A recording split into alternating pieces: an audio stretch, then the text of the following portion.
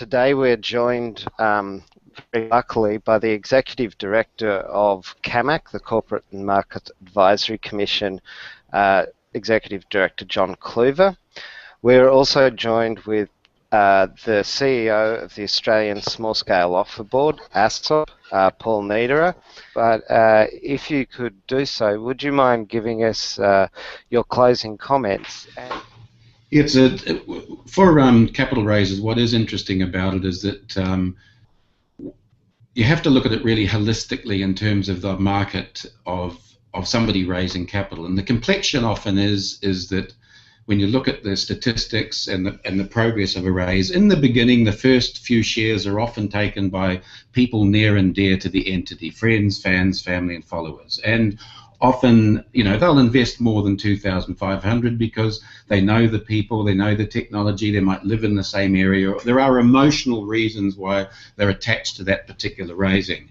As it gets on and later on, you can attract and sophisticated investors, and as Michael has pointed out, that's when you'd get a lead angel that might come in and say, look, I like this, these guys seem to be on the right path, and that in itself could bring in people from the crowd because that person is respected and honoured by the people in that investment place. So for me, in terms of, like, John's done an excellent job in his report, but what I feel that to really get the startup sector in that going is that there are other things that need to happen. And one of them is, of course, sweat equity and employee share ownership plans. In the beginning, if you've got people in your company that are working hard but that you can't really afford to pay them, but you'd like to give them some shares, it's great if they could get them easily without having to pay the tax up front. So that's the employee part of it. And then the friends, the fans, the family, the followers, the customers, the suppliers, and people like that. It's easy to fill up those 20 people from that.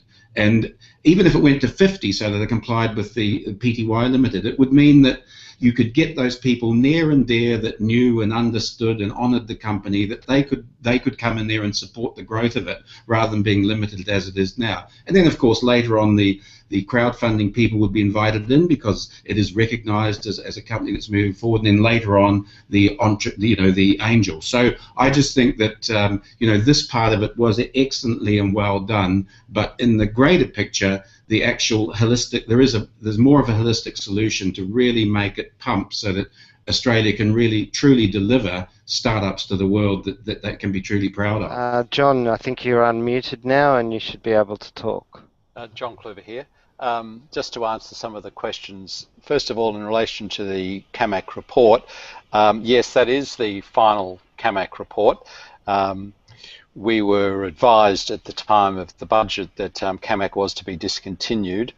Our report was to be given to the government within a couple of weeks of that budget, and that work on our two remaining terms of reference, the future of the annual general meeting, a lot of which had matters dealing with the role of the internet in the operation of the annual general meeting and how that could refurbish and revitalise the annual general meeting, that particular reference, which we were almost at a point of having a report on, and our work on managed investment schemes, which is a very large multi-billion-dollar industry in Australia, those matters to be handed over to Treasury. So that is our final report. I'm proud of it. We put an enormous amount of effort into it. We looked very closely at the overseas jurisdictions, and I can also say, and with Paul here as one of the contributors, we very closely reviewed all the submissions that were received, including from Andrew here, Andrew Ward as well. When you look at the report, you'll see that I've put in very tight sort of summaries of the submissions. One had to do that to keep the report in a manageable shape. But the submissions that came in from the various parties, we found of great value indeed, and I wish to thank everybody who did contribute in that particular way. It's now a matter for the government what to do with the report. We think it is very important that Australia be at the forefront in dealing with crowdsourced equity funding. We've provided all the information for the government to do so.